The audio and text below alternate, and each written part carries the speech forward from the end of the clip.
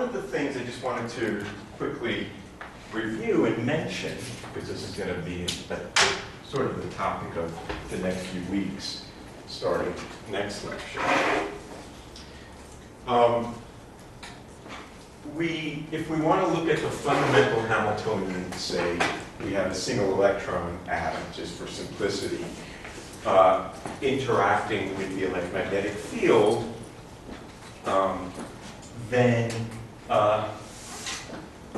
we can write down the minimal coupling Hamiltonian, as we did early in the semester, which is the fundamental Hamiltonian that followed from Lagrangian and all of that, okay? In terms of the vector potential and the scalar potential. We typically choose a gauge where we start in the Coulomb gauge, whereby the vector potential is divergenceless, in which case we can look at the electric field and see this component having to do with the radiation and this component having to do with the near field, quasi-static fields, okay? But by making another gauge transformation, we were able to show, sort of, without some details, that we can re-express this Hamiltonian in a form that's generally more useful in the context of atomic physics, molecular physics, low energy physics generally. And that is a multipole expansion.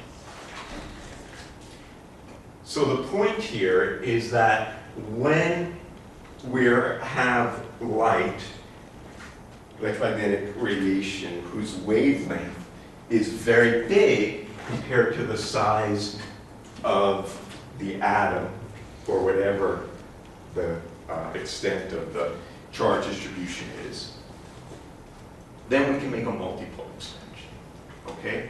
And we can then write this interaction in terms of moments of the distribution interacting with the field at the center of mass of the charge distribution.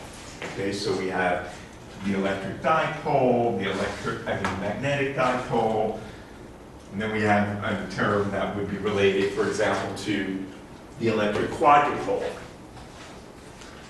and et cetera, et cetera.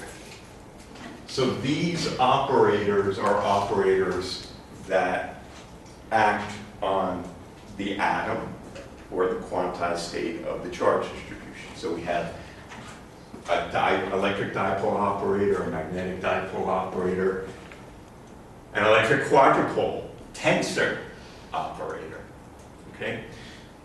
So we're going to talk about tensors in quantum mechanics starting next lecture, but I just wanted to sort of lay the groundwork. Why do we care about tensors in quantum mechanics? It's because the moments of the distribution interact with the fields, and the way they do so has important consequences for the interaction of matter and light, for example. Okay? So that's just setting that stage a little bit. All right.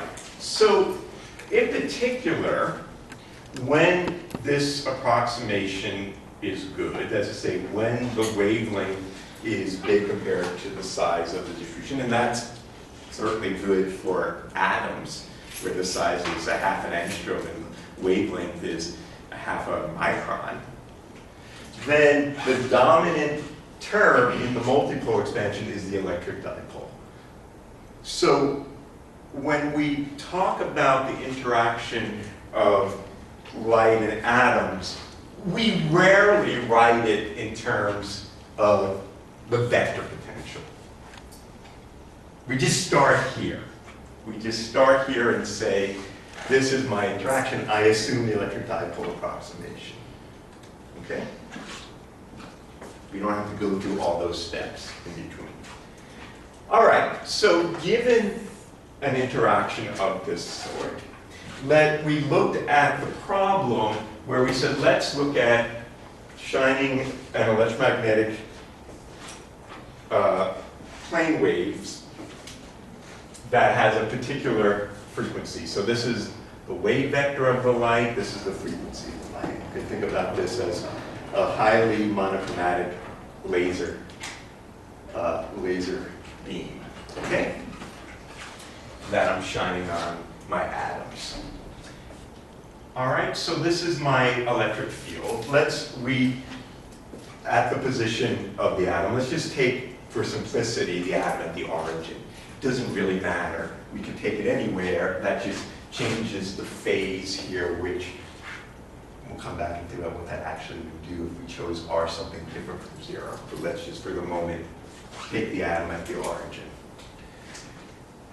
All right, so we're shining this laser on an atomic resonance. So these are my two levels that are near resonant with the light, and as we discussed, when you're near resonant, those two levels then completely dominate the dynamics, and we would constrict ourselves to what we call a two-level atom.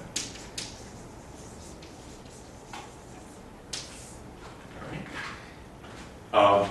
So when restricted to this subspace, the electric dipole operator has this form. Okay?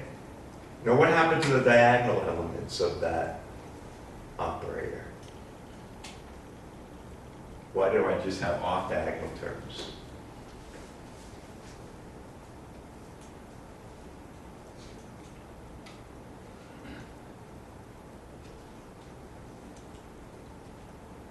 You just got your exams back.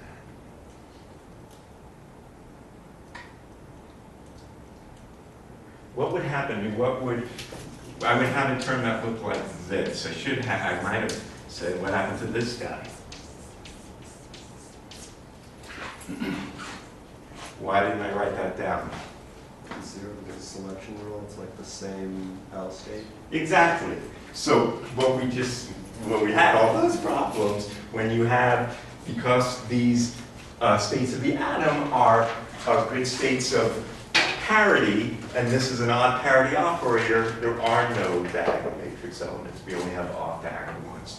So that's why they're not there. Okay? So this is my dipole operator restricted to that subspace. These are the matrix elements of the dipole operator between these two states. And I can, for a particular choice of the phase of the wave function, take this to be a real vector. Okay? All right, so having made the dipole approximation, having made the two-level approximation, which is a good approximation when the light is too close to this resonance, then this is the form of the interaction counterclone. The next approximation we made was what we call the rotating wave approximation. And you remember what that was when we thought about this as a spin 1/2, right? And if I had an oscillating field, there was a co-rotating and counter-rotating term, and the counter-rotating terms were negligible when the rotating wave approximation required that the detuning and the Rabi frequency were tiny compared to the resonance frequency. Okay? Under that approximation, the resonant terms dominated, and we have this is related to absorption, and this is related to emission. Okay? So this was our Hamiltonian, our interaction Hamiltonian in the rotating wave approximation. All right?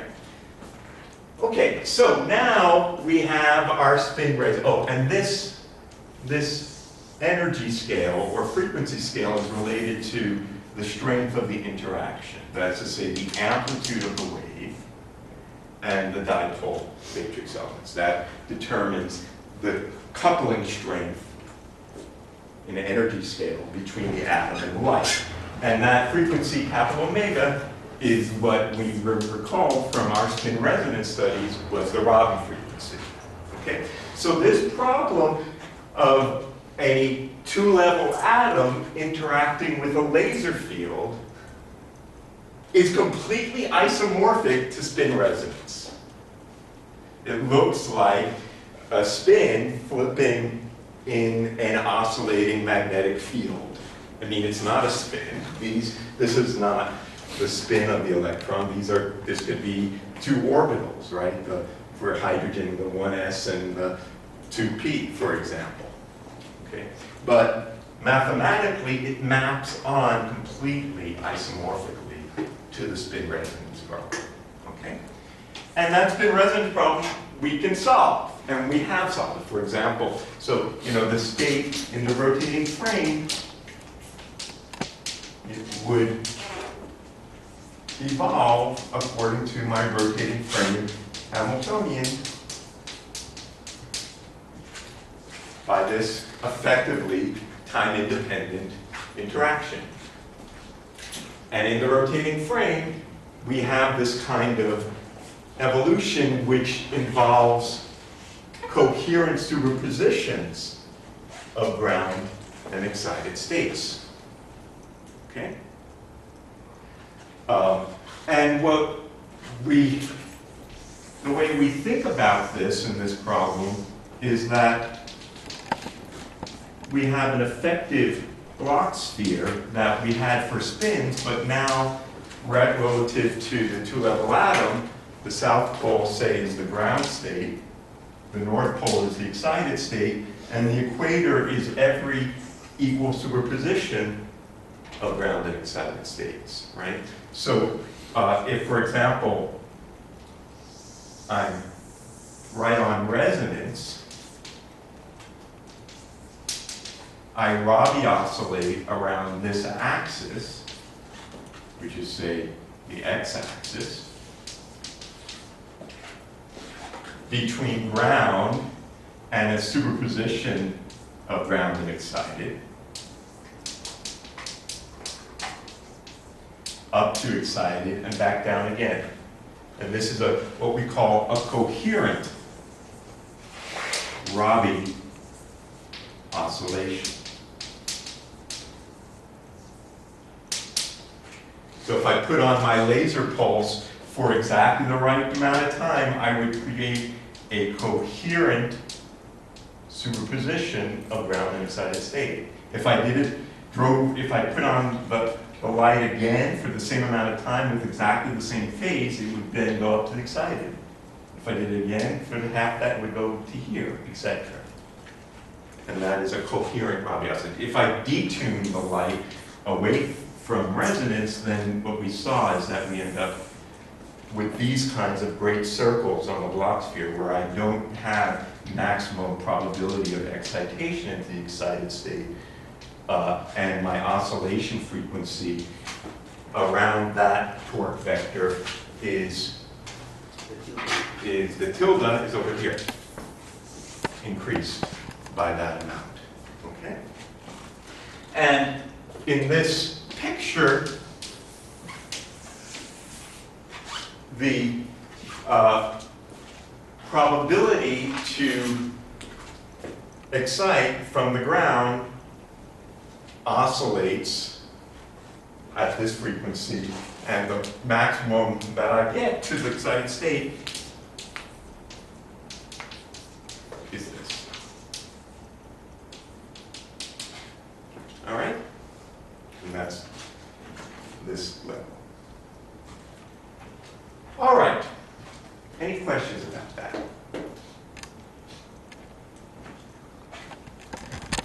All right, so what we see here is that in this situation, what we have is coherent Schrodinger evolution that we studied from the beginning, really, in terms of thought about it. And one thing I should mention, I mean, because we have effectively in the rotating frame reduced this back to a time independent Hamiltonian, everything that we know about and thinking about time-independent Hamiltonians applies. For example, we could look not only about how, if I start in some state that is not an eigenstate of the Hamiltonian, how the system evolves in time. That's what we're doing here. We can also ask questions like, what are the new eigenstates of the Hamiltonian in the presence of the light? And those states, with what we saw in that situation, let's see, where is it? Oh, yeah.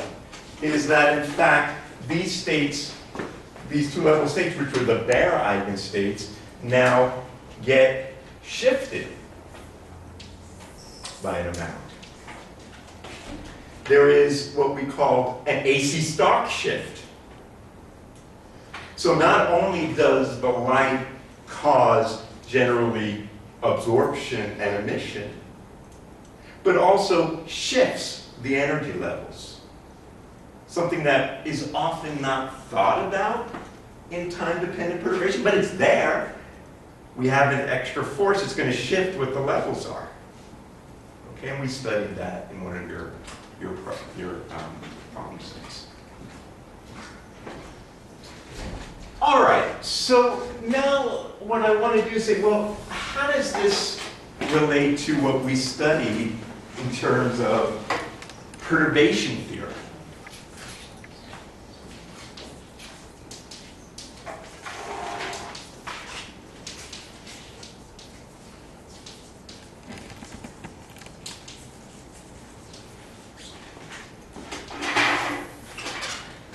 So if we think about this in relation to perturbation theory, well, what did we say about perturbation theory? We had, in first order perturbation theory,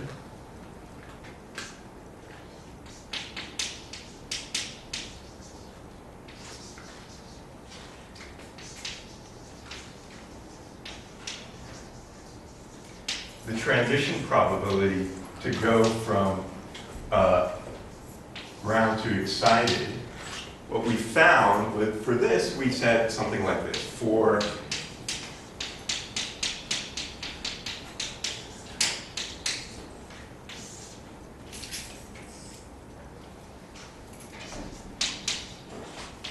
then we had this sync function, which was that's what we had from first order time-dependent perturbation theory, right? Because this was, I mean, the probability amplitude to first order was related to just one power of the matrix element of the interaction. And then we got this sync function here. Okay, if you go back in your notes, this is what you find. How does this compare with Rabi oscillations? Under what conditions is this formula consistent with this formula? Well, this formula here has, in some sense, all powers of the interaction in it. We didn't solve this we didn't expand this in some power series interaction. It has all powers. So this is not, this is, in some sense, a more exact expression, okay? Now, under what conditions do these agree? Well, we can look at this, for example, let's look at the case where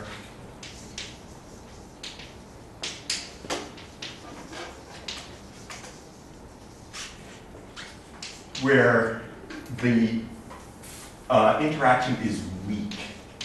So I'm going to say, remember, the interaction strength is determined by the Rabi frequency. The Rabi frequency is the frequency scale associated with the interaction strength. And we're going to look at the case where this is much smaller than the detuning.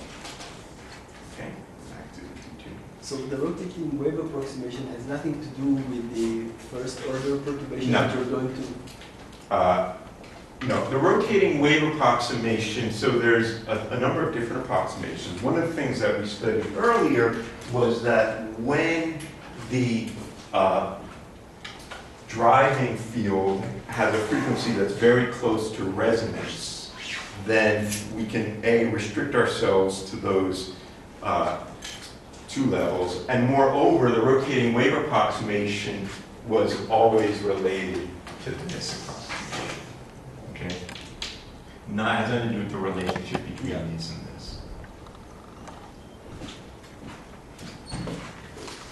So this is the weak interaction regime. So under that case, well, this is approximately this, according to that expression. Okay? So that means that when that's the case, my Rabi solution goes to omega squared over delta squared sine squared delta t over 2. Okay? Making that approximation. Does these agree? Indeed they do. Let's go back over here. So this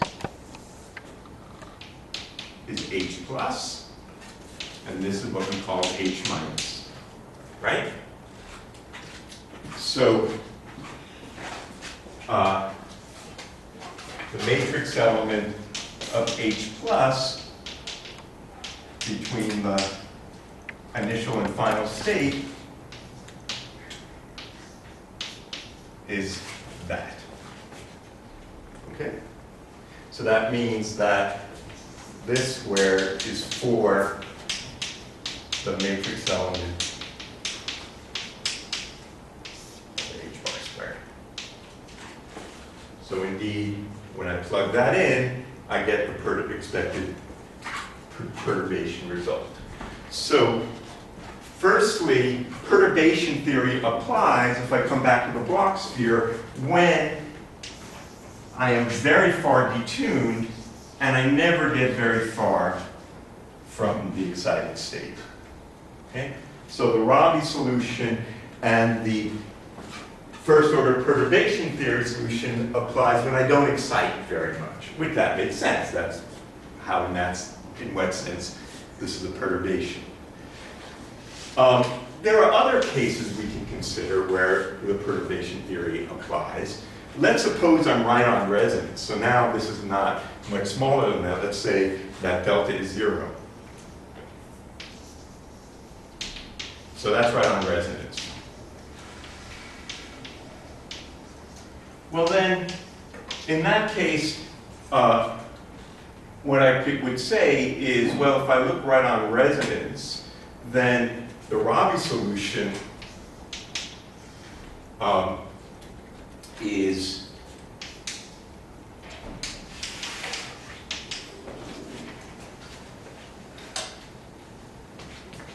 in that case, the generalized Rabi frequency omega tilde is equal to omega, so that becomes sine squared,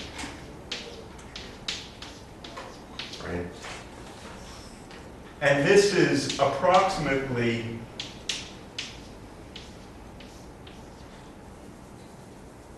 this, which is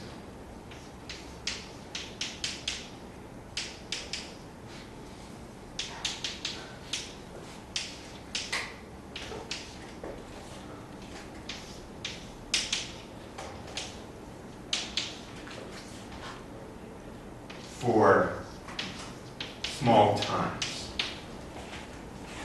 Okay? So what we have, of course, as a function of time, this probability oscillates, right? Like a sine square.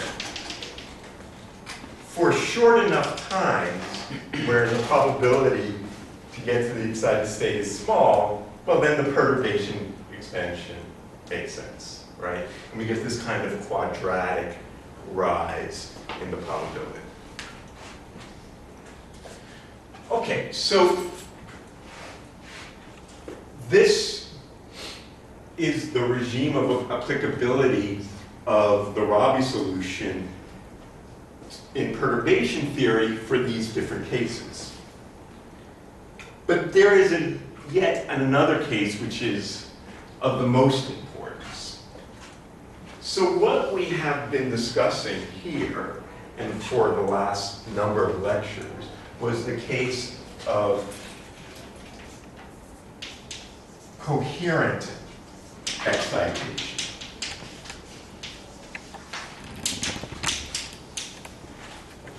And what I mean by that is that we saw the perturbation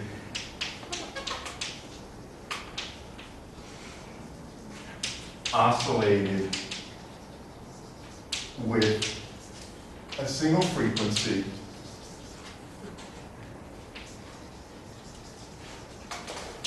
and well-defined phase.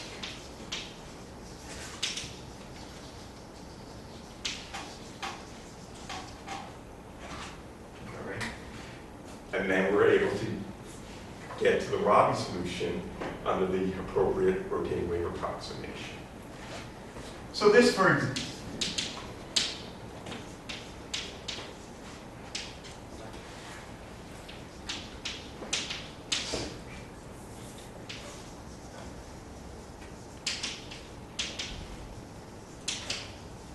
would be, if we apply controlled oscillating electromagnetic waves. We have a quartz oscillator that's oscillating and making radio waves or microwaves, or we have lasers, okay? This is the regime that this makes sense. But of course, that's all we care about. We might care about incoherent case.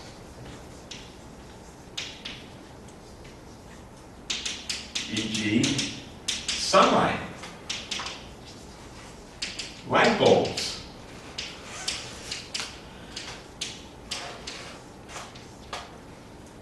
lamps,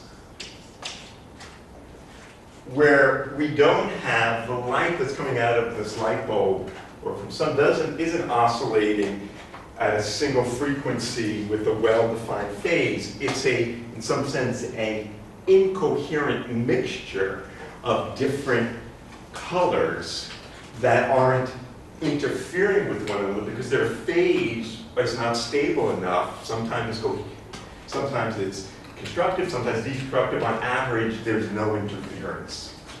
Okay? So in this situation, I could say that I have some density of modes. So I might say d omega light this is the modes in, or frequency, or I could say times d omega L, modes in frequency interval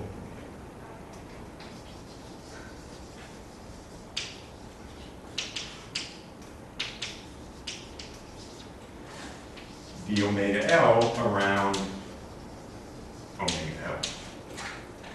Okay? So what would that mean in terms of how the atom responds? Well, one way we can think about it is, let's look at this picture again this was the case where omega L was equal. This was for a fixed frequency, and it was right on resonance, okay? What I could say is when I'm shining incoherent light, it's like shining light on that has many different frequency components, and then I just average over them, because there's no interference between them. So some of the light is, this far off resonance, and it has this kind of Rabi oscillation. Some of the light is this far off resonance, and it has that, etc. And I have, stuff that does this. And what you see is, depending on the spread of frequencies and how much I have weighted near this one versus this one, the time that this thing is all sort of goes together, it quickly just averages out in some way.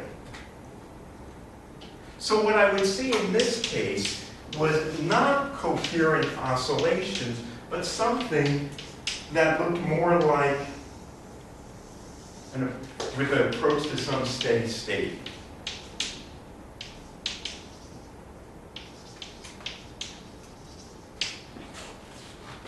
And, you know, how quick, whether this shows any oscillation at all, or whether it just, you know, barely gets out and goes to this, depends on the bandwidth, the spread of frequencies, and how much, you know, these oscillations quickly just average out to nothing. Okay? So this is an example of incoherent evolution. It does not show this kind of Rabi oscillation. It would just quickly come to some steady state. In fact, it would average out. I mean, if I come back to the block sphere over here, because I'm going over all these different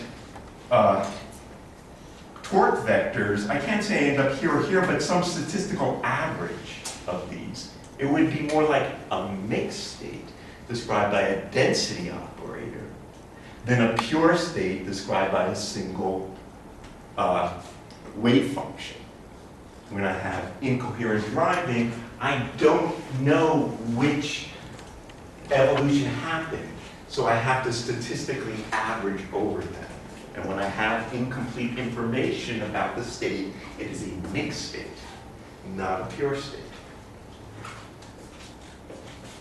All right, so how would we deal with that? Well, so in this situation, what we would say is that the probability to get from the ground to the excited after some time, let's call it capital T, would now be the statistical average over all these driving fields, weighted by whatever number of the power spectrum in that interval, times the particular solution we have,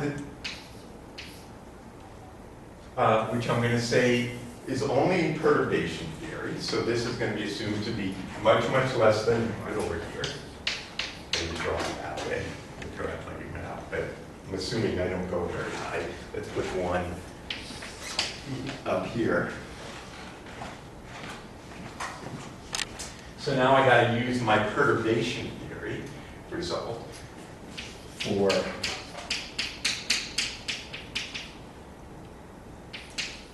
this is the Rabi solution.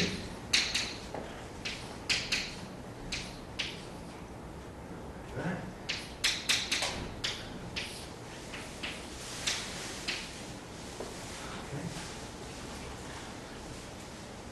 All right, so what does that look like? I'm sorry, this should be squared. Let me write this out in a little bit more detail. Omega L minus omega EG, the total time T, over 2, omega L squared, integrated over omega L. All right?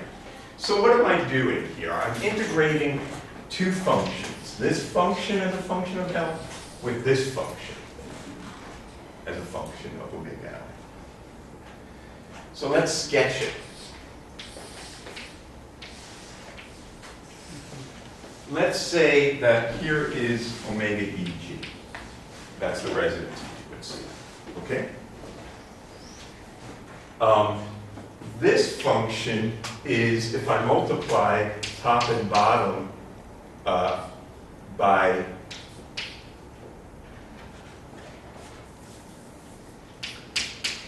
that, then this is the famous sinc squared. And it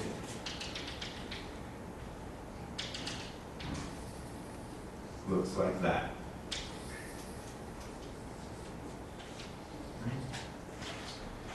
And this width scales like 1 over t, right?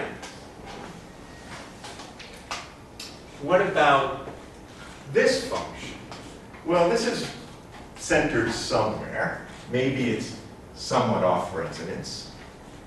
Let's call this, maybe, that's sort of maybe the center frequency of my thing. But then I'm going to look at the situation where this thing has a huge bandwidth. Okay, so this is my function, my density of modes, which has some bandwidth, delta omega. And I'm looking at the case here where delta omega is huge compared to 1 over t. That is to say that the time that we're interacting with the system is huge compared to 1 over the coherence, 1 over delta omega, which is known as the coherence time. That is, that is the time scale over which the light gets out of phase with itself. If I were to make an interferometer and I would say, how well do I have to balance the arms into interferometer in order to see interference between the two arms, I may have to make sure that the light doesn't travel a time difference that's much bigger than 1 over the bandwidth. Okay. So in this sense, it's a long time evolution. It's still got to be a short time evolution for perturbation theory to make sense in this, because I use the perturbation expansion here. But it's infinity compared to the coherence time. Okay? And that means this is only good for very incoherent interaction. Now, if that's the case, if this gets bigger and bigger and bigger, this thing looks like a delta function with respect to this. In other words, as I were to increase t, this would get narrower and narrower and narrower. I can't do it forever because my perturbation theory would break down, but I could, as long as it's much, much, much, much narrower than delta omega, then for all intents and purposes, this looks like a delta function. So under that approximation, this thing, when t goes to infinity in the sense that it's much, much bigger than the coherence time, then this thing becomes a delta function, and that delta function has a area underneath it that's pi. Okay?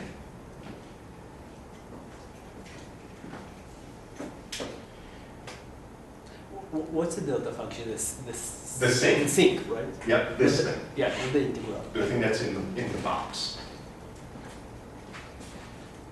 So, and then I can use the properties of delta functions to write this as 2 pi times 1 over t. So put the 2 over t outside the delta function, omega L minus omega EG. All right? Mm-hmm. So now what we see under this incoherent approximation, the probability to go from ground to the excited is approximately equal to the integral over all the frequencies in my spread of frequency of my incoherent light times 2 pi over h bar squared, the matrix element times the delta function omega Eg minus omega L.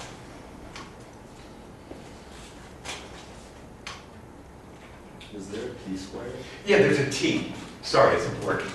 T squared, and there's a 1 over t. So this times t. That's important. Notice, under this incoherent approximation, the probability to get out of the excited state now grows linearly with time, as opposed to what we showed over here, where it grew quadratically with time. And that came from this incoherent sum, where we ended up with an effective linear rise because of this fact that we had a very broad bandwidth of the light. Okay, so now we have a linear increase. And so now what we see here is that the probability in perturbation theory grows linearly with time, and we can define the rate of transition, W, the rate of change of the probability, and that doesn't have the T, is this. And this, my friends, is known as Fermi's golden rule.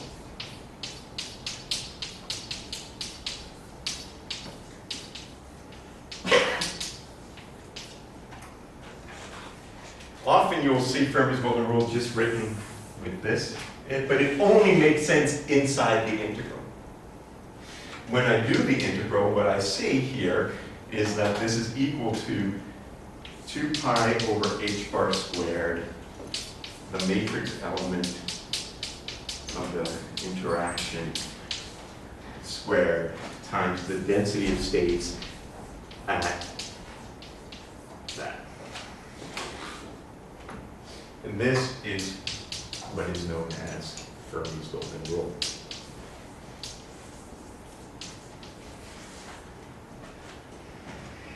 Remember back many a moon ago when we first introduced time-dependent perturbation theory and just sort of wrote down Fermi's golden rule. What we did is we took the limit as t went to infinity of this and made it a delta function. Why the heck could we do that? Well, the only reason we can do that is if we have this incoherent terms. Otherwise, it makes no sense whatsoever to do that. That's what restricted this to never get very far out of the excited state, or out of the ground state, I should say, and where perturbation theory still made sense for the whole time. Okay? And how about the dependence of H plus on omega L? We don't really care about that?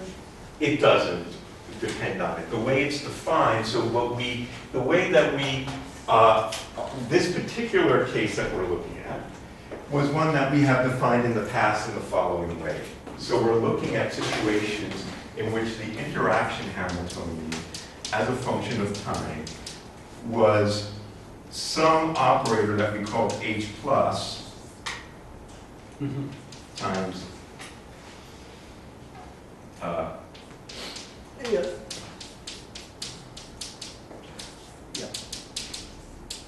Now, if this operator depends itself on the negative, that's fine. We just replace it with its value at the resonance frequency. So, for example, in our two-level approximation, this didn't depend on omega at all. Yeah. It could, though. So basically, it's a constant. It's a constant. I mean, in principle, it would depend on what frequency it is, but generally it would. Or typically, so generally it could, but typically it would. All right. I should mention importantly, and we'll come back to this in a little bit, there's another regime or another situation in which Fermi's golden rule makes sense and where it's often used. So,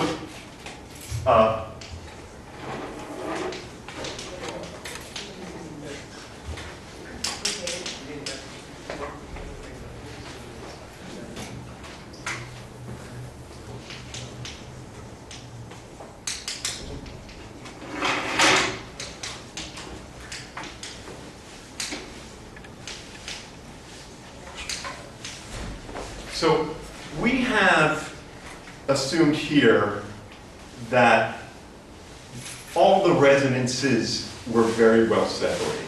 We had a situation where we had some ground state, some excited state, and it was a very well-defined energy level. And that's certainly true in an atom, except not completely. We might have the situation that there is, in fact, not a single energy level here, but a sort of broadened energy level with some spread in energy, or that I'll define as h bar gamma, where gamma is related to, for example, the lifetime of that level. So we have a spread of energy levels. Or it might be more typically, if I'm going to condense matter system as some solid, it's a very complicated many-body system with phonons and impurities and crap galore. And, or I have a complicated dye molecule that has many modes of rotation and vibration, and it's got a horrible, my absorption spectrum. Luckily, I didn't destroy everything. I could have a situation where, if I look as a function of energy, there's a whole complicated energy spectrum here of absorption lines.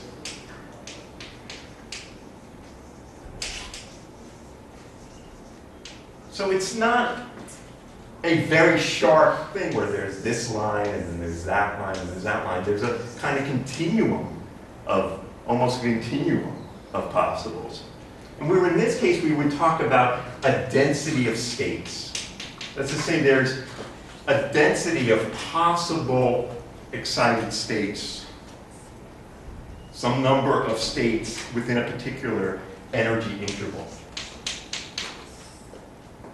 Okay? So in that situation, again, I would have the situation if this spread is sufficiently big such that 1 over the spread in energies is tiny enough compared to the time that I'm going to talk to this situation. It's just like we're at h bar times that. Then I can make the same kinds of approximations that we did before. And in that case, the probability to go from the ground to the excited as a function of time. Let me say the rate doing exactly the same thing. I would have the integral over, say, all final states, the density of final states, times 2 pi over h bar squared. Final initial squared delta function E final minus E initial over h bar minus omega L. Okay, that's the same expression that we had over there, but now instead of integrating over different frequencies, I could shine a laser on my dye molecule, but my dye molecule has a density of states. In which case, again, I can get rid of this h bar, put it over here, get rid of that h bar, and this is what's known as another form of Fermi's golden rule, that the rate of transition is equal to 2 pi over h bar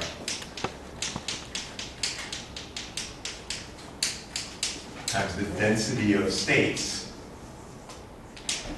where the E final minus E initial has to be the same as. That's another form of, or write it this way, the final state is equal to the initial state plus h bar. This is another form of Fermi's golden rule.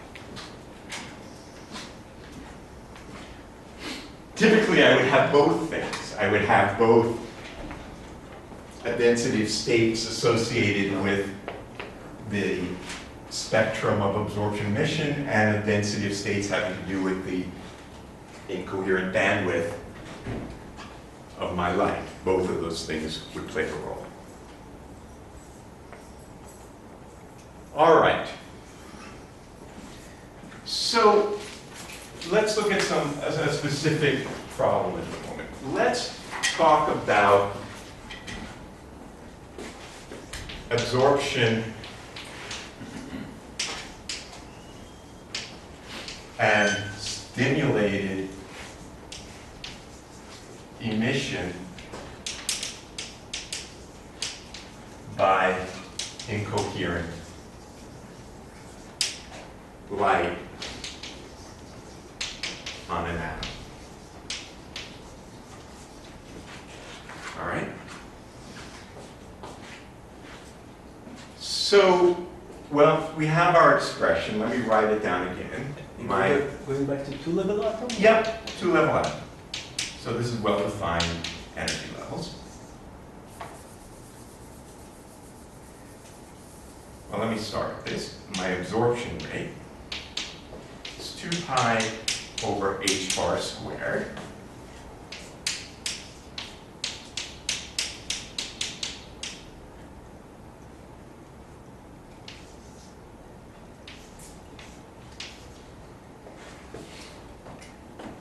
Times the density of states of mode at the frequency of transition. Okay? So this is my density of modes of light.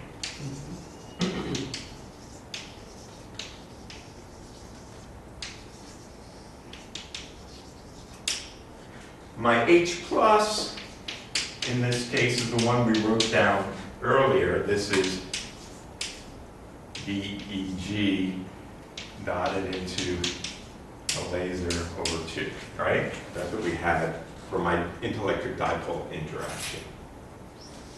So let's write that down.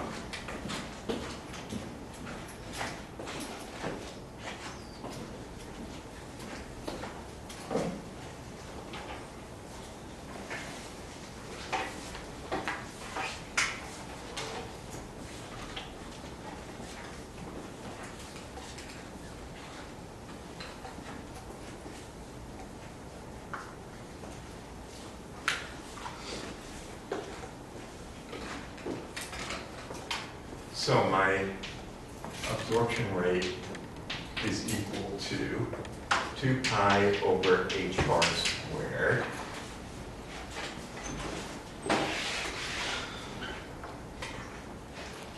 yeah.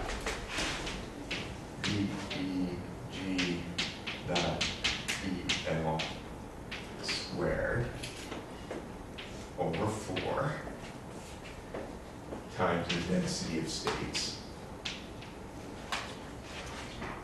at that frequency. Now, if I want to talk about incoherent light, then I really shouldn't talk about polarized.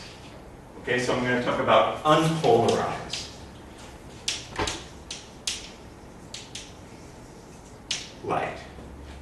Okay, in which case, in any one, on average, since there are 3 orthogonal directions, only 1/3 of that will interact with this dipole. Okay, so you don't have a single this, I have all the different polarizations. On average, 1/3 of it is in this direction for unpolarized light.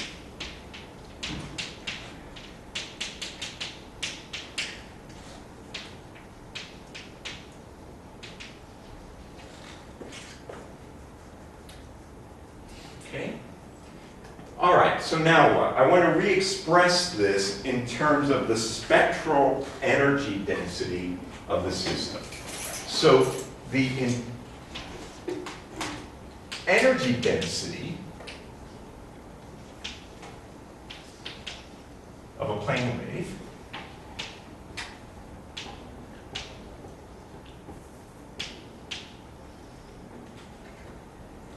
U is 1 over 8 pi, or if you like, epsilon naught over 2 times the electric field squared.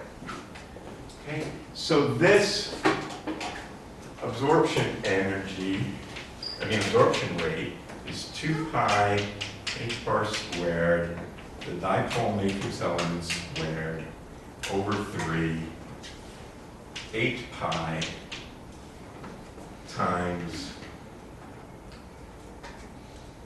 oh, I have got my 4 over here, over 4, the energy of the light times the density of states. So this is the energy density, that's to say, this is the energy per unit volume.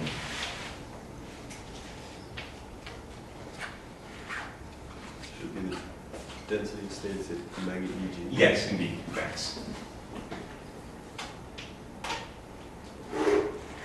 So this together, the energy per unit volume times the number of modes per unit frequency interval is known as the spectral energy density, which I'll call little u.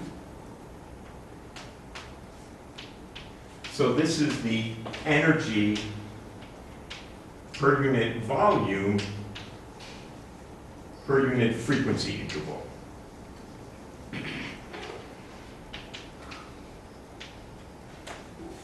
Okay. And what we find is the following.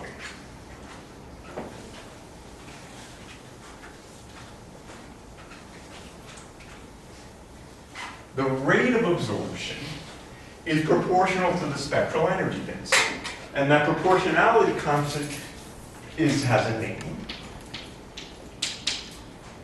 It's called the Einstein B coefficient.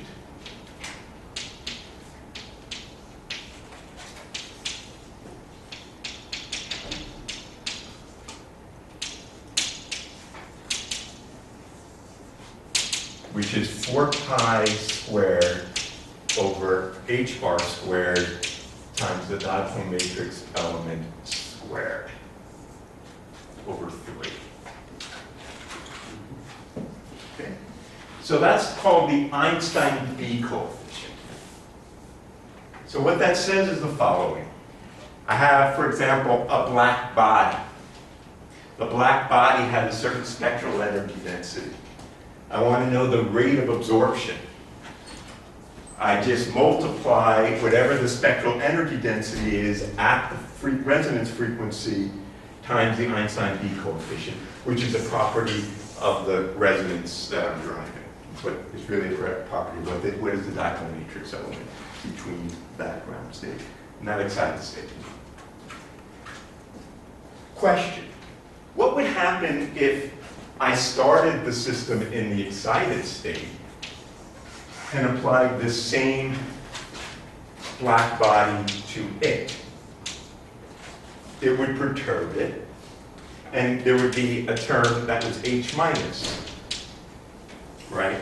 It would be exactly the same expression, because for emission, the stimulated emission, well, this would have been that. But this matrix element squared is the same as this matrix element squared. So the rate of absorption is the same thing as the rate of stimulated emission.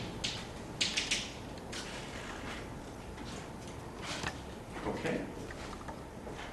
So if I have this lamp or this light from a star tuned near to resonance with the atom, it will both cause absorption at the rate B times the spectral energy density and stimulated emission.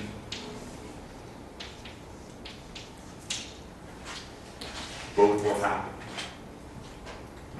Now, suppose, let's consider the case where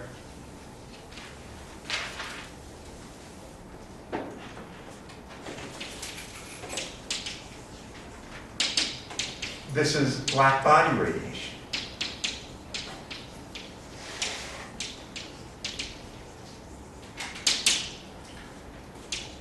At temperature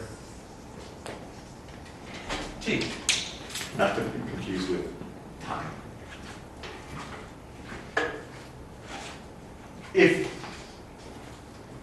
I bathe my atom in thermal light, what should happen? Well, it should come to thermal equilibrium. Eventually it should come to thermal equilibrium. In this situation, it's never going to come to thermal equilibrium. It goes up as much as it goes down. So there's something missing here. This thing can't equilibrate. What's missing?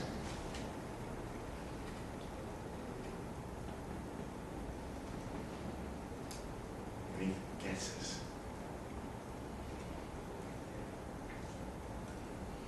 Does that have anything to do with the lifetime of the atom inside the state? It does. There's another kind of emission that's not included here. Spontaneous emission. Which goes at a rate that's known as the Einstein A coefficient. This is spontaneous emission. And what we mean by spontaneous emission is that even in the absence of light, the atom will decay. This is, as Adrian said, there is a finite lifetime to the state which is not being induced by stimulated emission. It's due to that in some way, we'll come back to this in a moment, what's the physical origin of this. It must be there. This is what Einstein argued and how he derived his Einstein A coefficient. Let's do it. What is the spontaneous emission? So A is known as the Einstein A coefficient. Not to be confused with the Einstein B coefficient. Is the rate of spontaneous emission. So we can derive that just from thermodynamics. Because it must be the case that in steady state, this comes to thermal equilibrium with the black body at this temperature. So in steady state,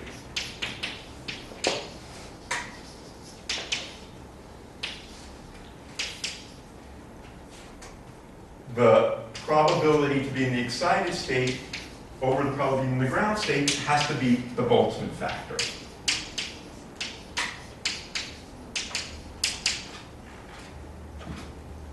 If it's at temperature T. So how are we going to do that? Well, we can just write down a set of rate equations for the population, the probabilities. This is not coherent evolution. This is more like, rabbits and foxes evolving, the population evolving in time.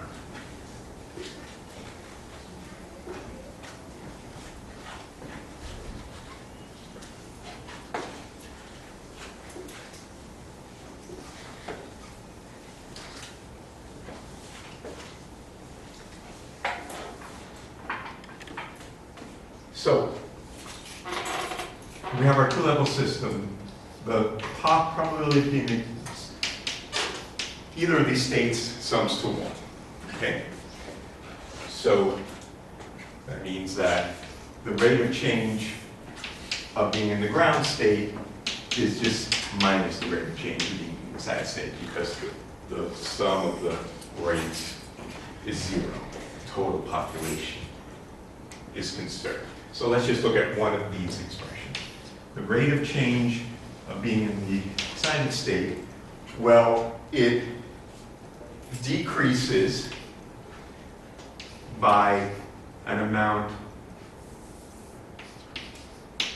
at the rate A spontaneously, and B times the spectral energy density. Okay? And then it increases due to absorption, which happens at the rate B times the spectral energy density.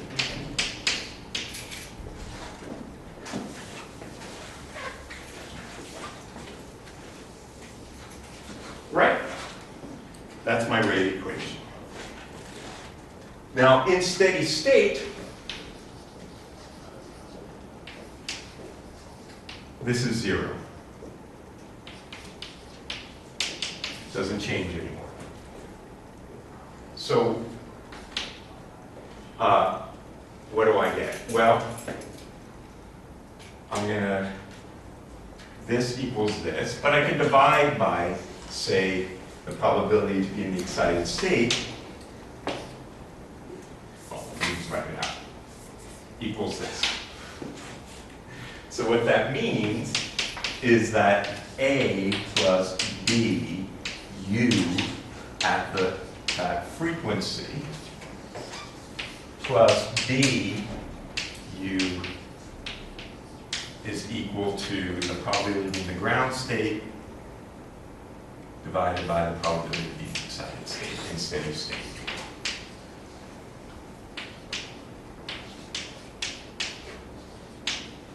Those two things can be equal, not Equals 0. But then is the first one minus? Yes, thank you. It's, they are equal.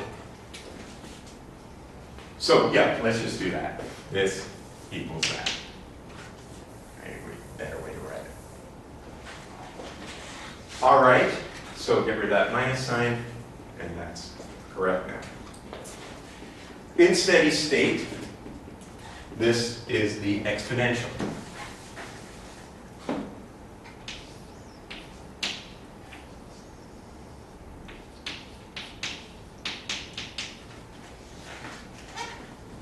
All right.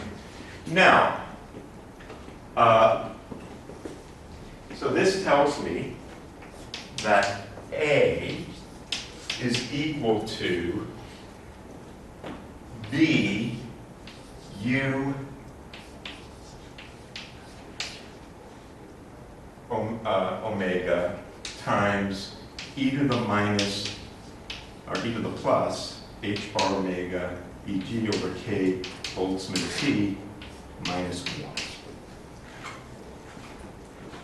So now I ask you, what is the spectral energy density of a black body?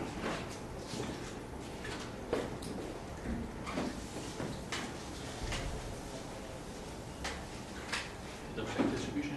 It's the Planck distribution. So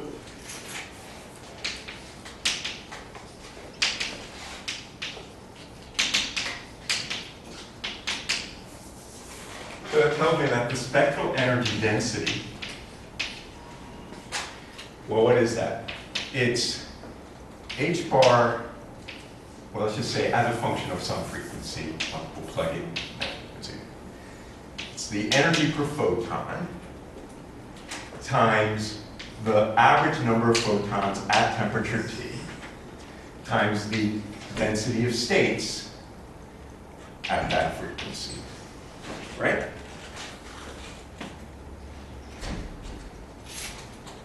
We can come back and remind ourselves what that is. Everyone's been studying for their prelims and remember that. Do you remember what the Planck, the average number of photons in a mode according to the Planck distribution is? 1 over e to the h bar omega over kt minus 1. Yep. So, look what we got here. This is 1 over that. So this is equal to the Einstein B coefficient times h bar omega times the density of states. Interesting.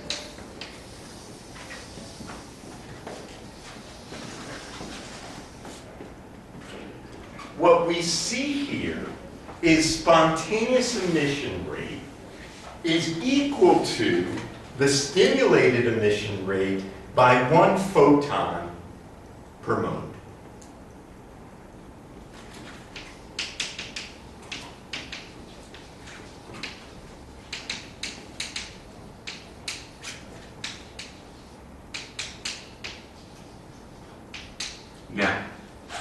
This is often stated as, this is stimulated emission by one vacuum photon. You will hear that stated all the time.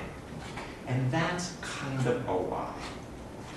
I mean, it's true that heuristically, we can see this, that there is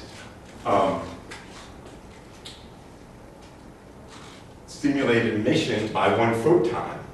But it's, how do we get this as one vacuum photon? Well, what we do know is the following.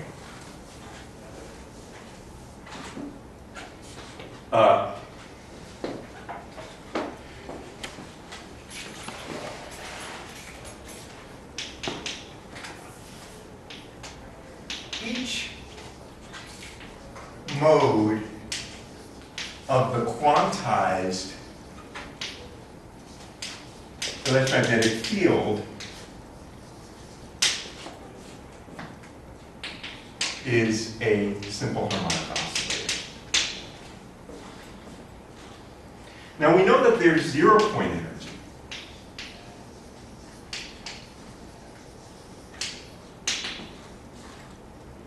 So that would say that we would have h bar omega L over 2 per mode. But this is a full h bar omega. So this is the energy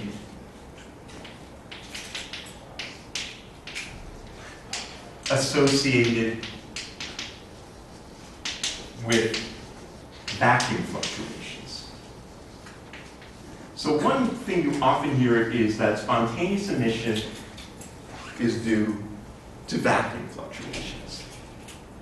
But that's only half the story, because it only accounts for half the energy.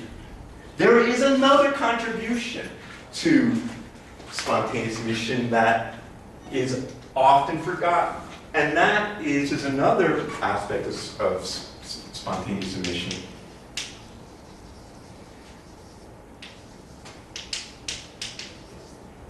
Which is radiation reaction.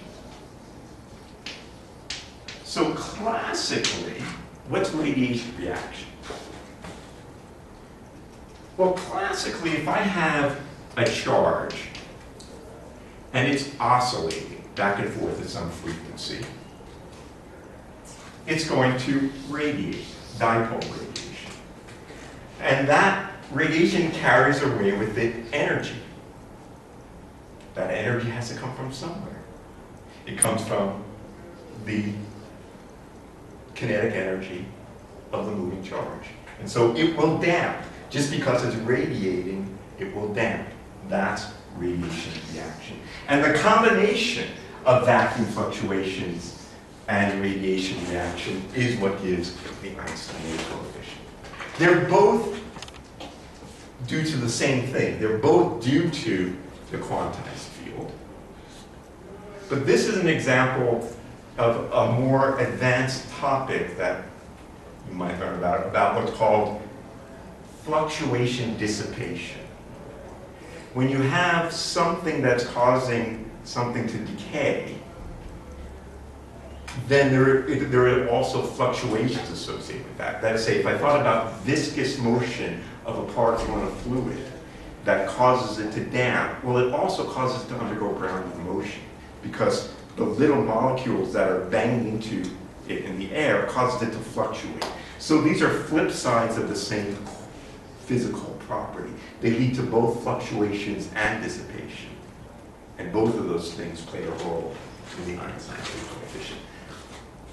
I'll just conclude with what the actual value is. If you go in and you write down what is the density of states, you go back and you put it inside of a cavity, and then you count the modes and you do all that.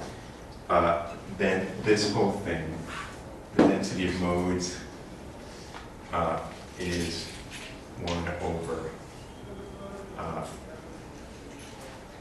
pi squared omega squared over c cubed. And what we find is that the Einstein A coefficient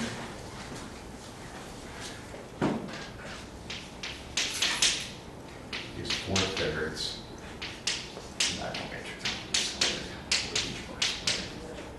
omega over c cubed.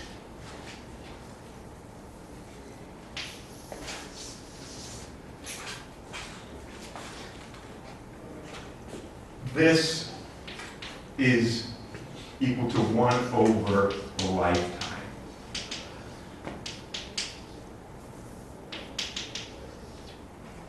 That's to say, if I started the atom in the excited state, then it will decay with this rate, and the probability of being in the excited state will decay exponentially at the rate A. Often A is known as gamma, which is the spontaneous emission rate. Okay. Notice it has this very strong dependence on omega. So much bigger frequencies decay much faster than smaller ones.